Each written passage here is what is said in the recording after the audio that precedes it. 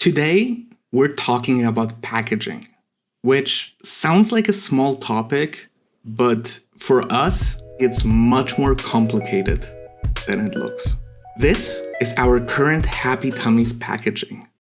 It got us started, and honestly, it did a lot of things right. But now that we've been selling it, shipping it, bringing it to events, and talking to customers and vets, the problems became obvious. The first one is the QR code. Starting out, we didn't know how any of this works, and we used a third-party QR service.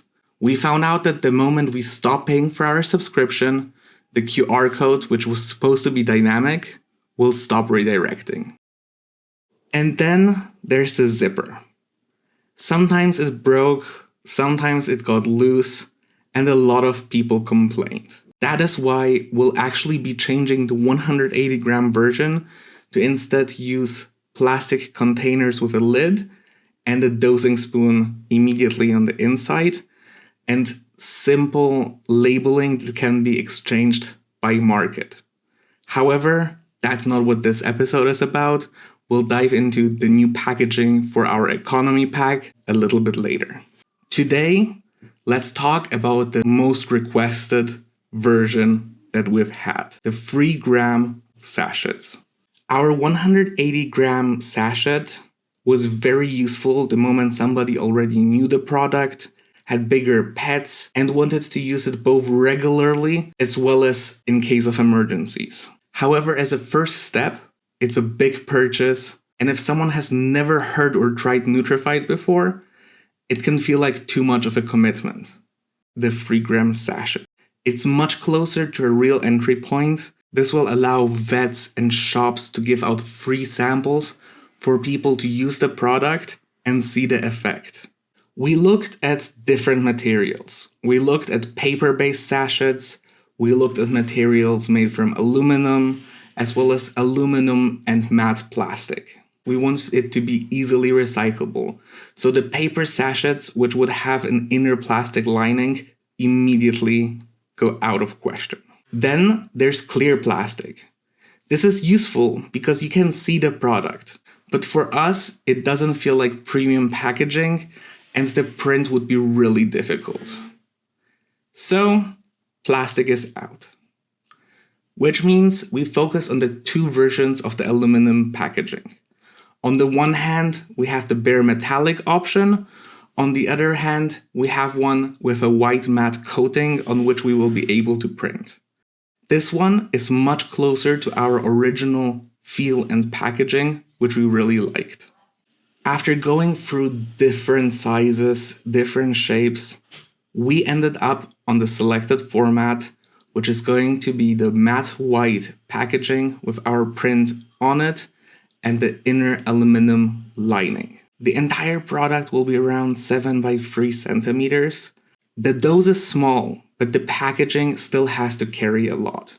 What it is, how to use it, who it's for, batch number, expiry date, barcode, legal wording, responsible entity. And all of that needs to fit on a sachet that someone can easily open, use quickly, and understand without needing an explanation from us. That is the hard part. On the 180 gram pouch, we had a lot of space. On this, we have almost none. This is where Natalia and Zuza will come in. They will create the text, and then Natalia will figure out a way how to get everything in a format that's easy to read, compliant, and still aesthetically pleasing. Before anything will go into production, the text and label will still go through the proper legal consults to ensure that we're actually meeting all of the required criteria and our product is fully approved. The box also has to carry a lot of the work. It has to ship well, it has to open well, it has to make sense in a shop, at a vet, and even for us at events. We looked at different types of packagings. We looked at ones that open on the top where the whole lid comes off. It's nice, it feels premium, but it's not practical enough. because once it's open, the shop still needs to keep it tidy and easy to use.